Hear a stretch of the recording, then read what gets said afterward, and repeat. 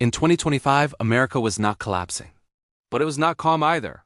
Prices were still high, politics were louder than ever. And the world was watching Washington closely. For some Americans, Donald Trump represented strength and stability. For others, uncertainty and division.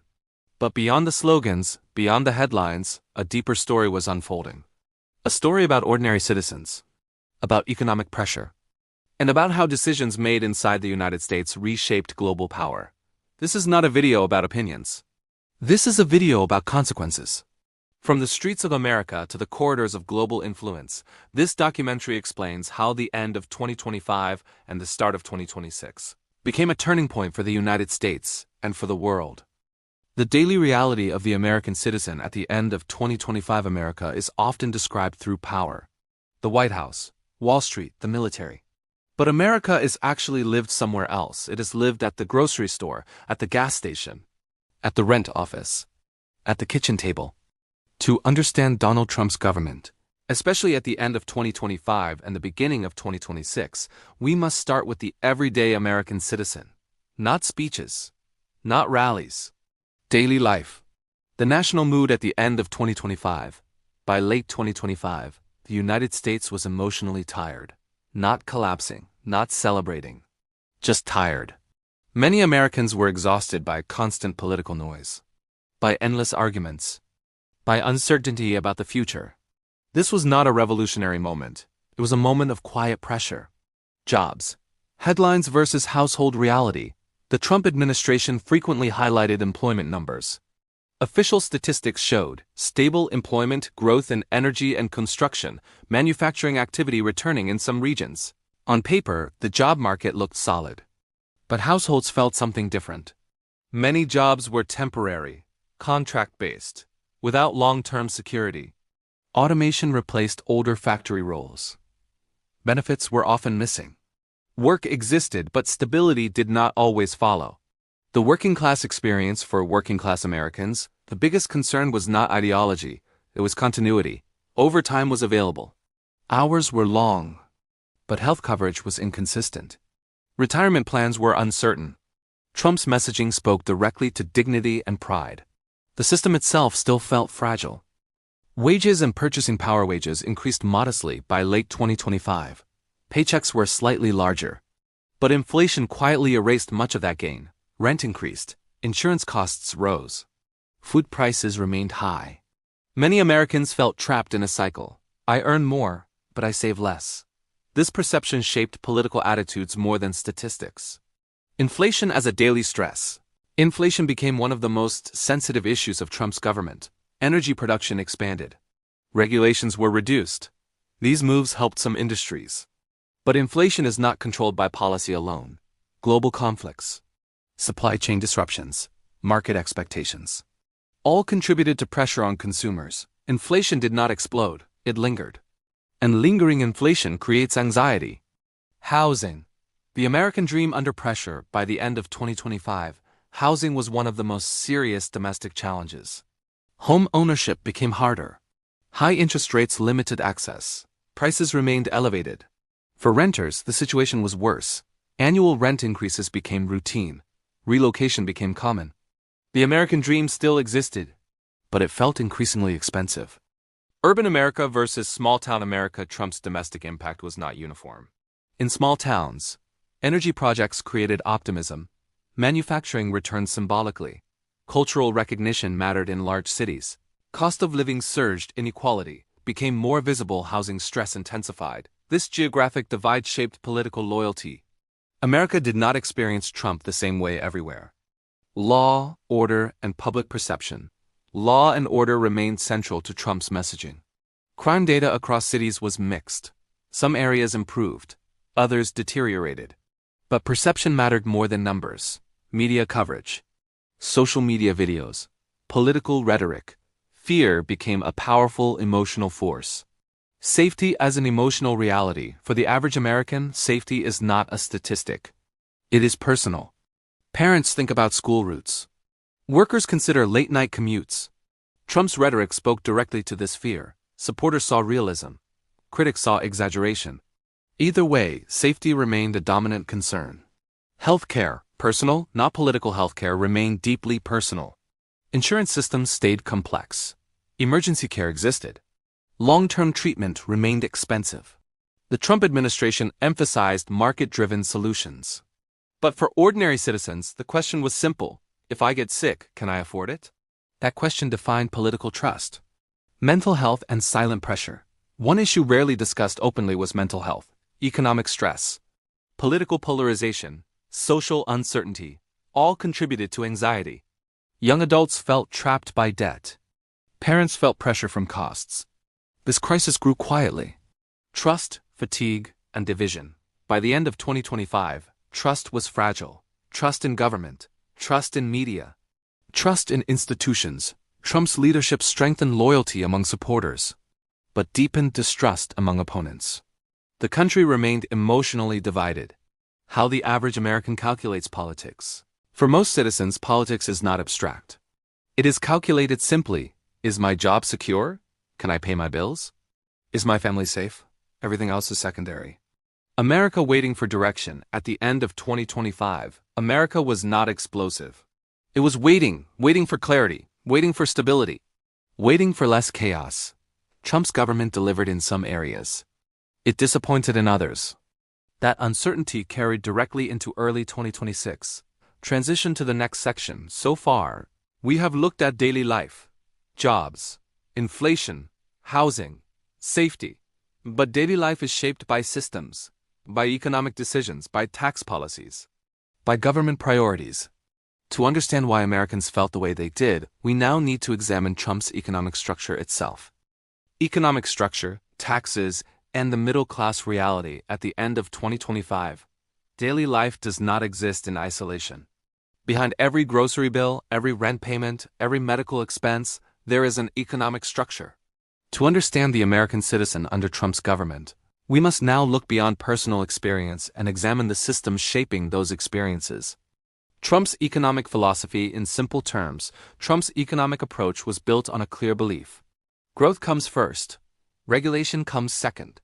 The administration argued that businesses need freedom to invest, taxes discourage expansion, energy independence strengthens the economy. This philosophy appealed to many Americans who felt government had become too intrusive.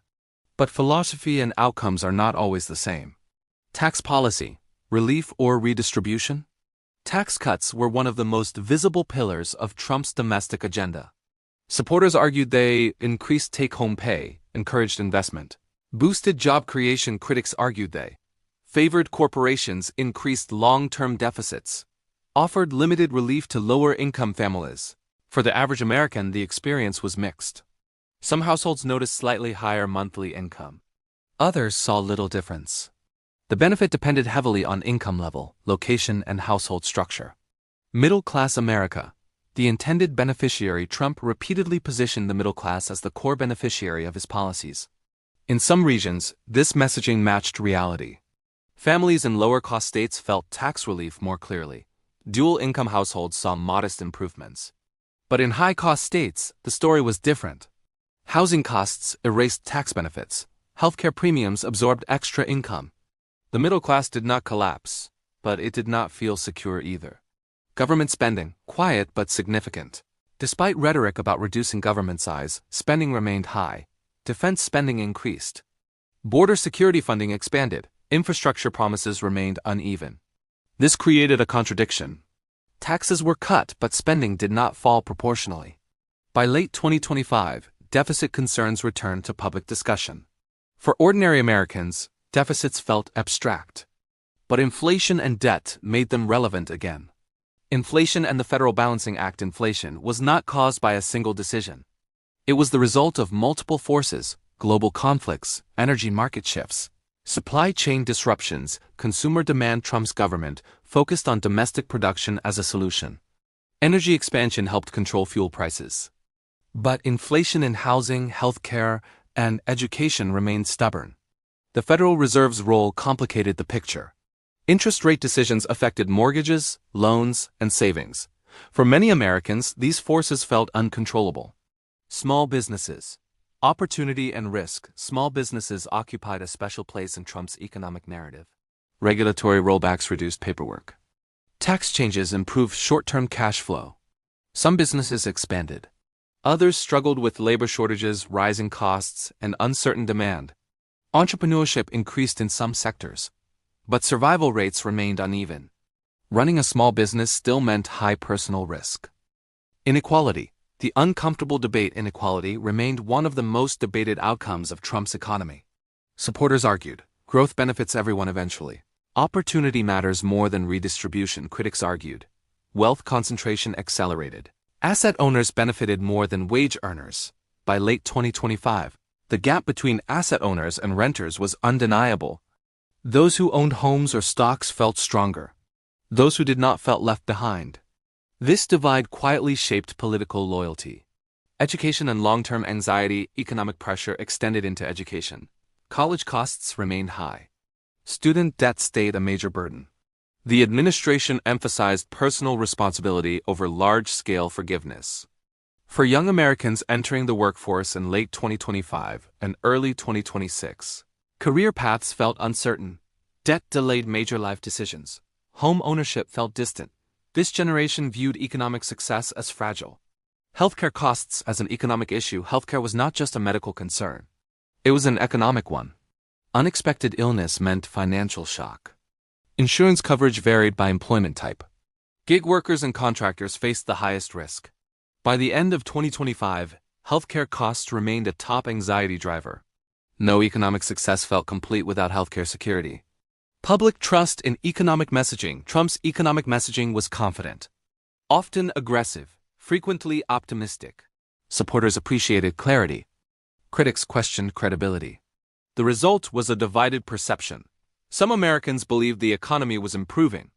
Others felt their personal reality contradicted official narratives. This trust gap mattered, because economics is as much psychological as numerical. End of 2025. A fragile balance. As 2025 closed, America's economy was not collapsing. But it was not comfortable either. Growth existed. But so did pressure. Jobs existed. But stability was uncertain. Hope existed. But anxiety remained. This fragile balance defined the transition into 2026. Early 2026. The question of direction. At the beginning of 2026, Americans were asking quieter questions. Not slogans, but direction. Will costs stabilize? Will jobs become secure? Will divisions ease? The answers were unclear. What was clear was this: domestic policy alone could no longer explain American life. Global forces were now shaping local realities. Why this matters for the bigger story. This concludes part 1 of the documentary. We have examined daily life, jobs and wages, inflation and housing, taxes and economic structure, trust and anxiety at the end of 2025. But this is only the foundation. Because America does not exist in isolation. Its economy influences the world, and the world pushes back. Bridge to part 2: seamless transition. To understand where America is heading in 2026, we must now look beyond households and into power structures, trade, tariffs, global markets, economic rivalry. The next stage of this story moves outward, from the American citizen to America's role in the global economy. In part 2, we will discuss about America's economy and its global impact. 2025-2026. How domestic decisions traveled beyond U.S. borders. America's economy does not stop at its borders. What happens in Washington is felt in factories abroad, in shipping lanes, in foreign currencies, and in global markets. By the end of 2025 and the start of 2026, this reality became impossible to ignore. To understand the American citizen's future, we must now understand how Trump's economic policies interacted with the world. From America first to global consequences, Trump's economic doctrine was clear and consistent. America first. The idea was simple: protect domestic industries, reduce dependence on foreign supply chains, use economic pressure as leverage. This approach appealed to voters who felt globalization had failed them. But globalization does not disappear easily. It reacts. Trade policy, protection or pressure? Tariffs were one of Trump's most visible tools. They were presented as protection for American workers: steel, aluminum, technology-related goods. Supporters believed tariffs would revive domestic manufacturing. Critics warned they would raise consumer prices. By late 2025, both effects were visible. Some industries gained leverage. Others passed higher costs to consumers. The average American felt this indirectly, through prices. China, the central economic rival. No country shaped Trump's global economic strategy more than China. Trade disputes were not just about goods. They were about power, technology leadership, supply chain control, strategic independence. By the end of 2025, U.S.-China economic relations were tense but interdependent. Decoupling was discussed, but full separation remained unrealistic. American consumers relied on Chinese manufacturing. American companies relied on Chinese markets. This contradiction defined the era. Supply chains. Lessons learned the hard way. One of the most lasting impacts of Trump-era economics was supply chain awareness. Shortages revealed vulnerability. Medical supplies, electronics, industrial components. By early 2026, reshoring and friendshoring became serious policy goals. The aim was resilience, not isolation. For American workers, this meant potential long-term opportunities. But transition takes time. The dollar, America's quiet weapon. While trade disputes made headlines, the U.S. dollar worked quietly. The dollar remained dominant. Global trade still relied on it. Energy markets priced in it. Debt issued in it. This gave the U.S. immense leverage, but also responsibility. A strong dollar made imports cheaper, but hurt exports. For Americans, this meant mixed outcomes. Cheaper goods, but pressure on manufacturing competitiveness. Global inflation and domestic impact inflation was not only American. By late 2025, many economies struggled with rising prices. Energy markets were volatile. Shipping costs fluctuated. Currency values shifted. These global pressures fed back into U.S. prices. This reminded Americans of an uncomfortable truth. Domestic policy cannot fully shield against global forces. Allies and trade tensions. Trump's economic approach also affected traditional allies. Europe faced tariffs and trade disputes. Canada and Mexico experienced renegotiations. Asia balanced cooperation with caution. Allies questioned predictability, but also recognized U.S. market importance. Trade relationships became more transactional, less sentimental, more strategic. Energy policy and global positioning. Energy was one area where Trump's strategy aligned domestic and global interests. Increased U.S. energy production, reduced dependence on imports. This strengthened negotiating power. Lower energy costs supported industry. Internationally, U.S. energy exports reshaped markets. For American consumers, this helped stabilize fuel prices. Energy became both an economic and geopolitical tool. Manufacturing, return or rebranding. Manufacturing returning to America became a political symbol. In reality, manufacturing transformed rather than returned fully. Facilities became more automated. Output increased with fewer workers. This created productivity gains, but not mass employment. The promise of manufacturing revival was real, but limited. Global markets and American retirement. Global economics affects Americans in invisible ways. Pension funds, retirement accounts, stock markets. Trade tensions caused volatility. Some Americans benefited from market gains. Others worried about instability. Economic anxiety was no longer local. It was globalized. Economic nationalism versus interdependence. By early 2026, a core tension became clear. America wanted independence, but lived in interdependence. Trump's policies exposed this contradiction. They reduced some vulnerabilities, but revealed others. The lesson was not failure, it was complexity. Public understanding of global economics. For many Americans, global economics felt distant. But its effects were personal. Higher prices, job uncertainty, market swings. This slowly changed public awareness. Foreign policy was no longer abstract. It affected daily life. End of 2025 to start of 2026. A turning point as 2025 ended and 2026 began, the global economy stood at a crossroads. Not a collapse. Not a boom, a transition. America's choices mattered, but no longer alone. Other powers were adapting. China, Europe, emerging economies. Competition was becoming structural. Why this matters for the American citizen. Everything discussed here returns home. Trade affects prices. The dollar affects wages. Energy affects cost of living. The American citizen is connected to the world, whether aware or not. Understanding this connection is essential. Bridge to Part 3: Seamless Connection. So far, we have moved from daily life to economic structure to global economic impact. One final question remains. How does all of this shape America's power, alliances, and future direction? Because economics does not exist without politics. And global competition does not stop at markets. Part 3 is much interesting and important. Power, politics, and America's direction after 2026, from domestic choices to global consequences. By the beginning of 2026, one reality had become clear. America's domestic politics and America's global behavior were no longer separable. What voters demanded at home directly shaped how the United States acted abroad. And under Trump's leadership, this connection became more visible than ever. Power reframed, not rejected. Contrary to popular belief, the United States did not retreat from the world. Instead, it reframed power. Traditional diplomacy gave way to transactional relationships. Commitment was conditional. Support was negotiable. Alliances were questioned, not abandoned. This was not isolationism. It was leverage-based engagement. Alliances under pressure. For decades, U.S. alliances were built on trust and continuity. By late 2025, they were built on expectations and results. NATO allies faced direct pressure to increase defense spending. Asian partners were reminded of America's strategic value and its limits. Support was still there, but it came with terms. This shift unsettled allies. Yet it also forced them to adapt.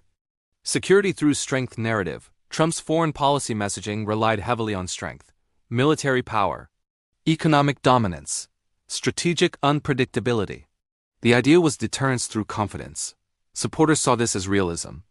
Critics saw it as destabilizing. But the objective remained consistent: prevent challenges before they escalate. Military presence and strategic calculations. By the start of 2026, the U.S. military footprint remained global. The priorities were clearer. Indo-Pacific over Middle East. China over secondary rivals. Technology over manpower. Defense strategy increasingly focused on cybersecurity, artificial intelligence. Naval power, space capabilities, wars of occupation were avoided. Competition without open conflict became the goal. China, Russia, and strategic balance. America's two main competitors were treated differently. China was viewed as a long-term systemic rival. Russia was treated as a disruptive force, not an equal challenger. This distinction shaped policy. Economic competition with China was strategic and calculated. Political pressure on Russia was reactive and situational. The objective was balance, not confrontation. The role of unpredictability. One defining feature of Trump's leadership was unpredictability. This was not accidental. It was a strategy. By keeping allies and rivals uncertain, Trump believed the U.S. retained initiative. This approach worked in some negotiations. But it also increased global anxiety. Markets reacted. Governments hesitated. Diplomacy became cautious. Unpredictability created leverage, but at a cost. Human rights and moral leadership. One of the most debated aspects of Trump-era foreign policy was moral positioning. Human rights rhetoric was less prominent. Democracy promotion was less aggressive. The focus shifted to national interest. This led critics to argue America was losing moral leadership.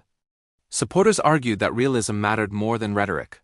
By 2026, this debate remained unresolved. Domestic politics shaping global behavior. Foreign policy decisions increasingly reflected domestic pressure. Voters demanded lower costs, less foreign spending, clear benefits. Global engagement had to justify itself. Every alliance, every aid package, every military commitment was measured against domestic needs. This reshaped America's global posture. Immigration, identity, and international image. Immigration policy also influenced America's image abroad. Tighter controls were popular with some voters.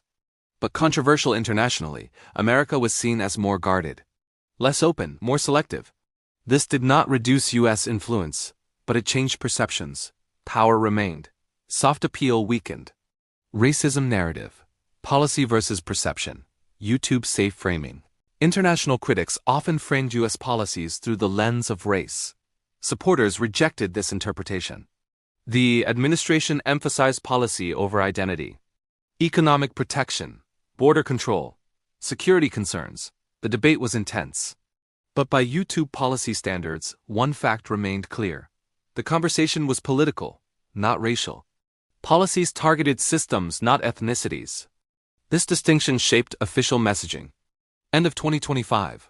A nation questioning itself. As 2025 ended, Americans were not united, but engaged.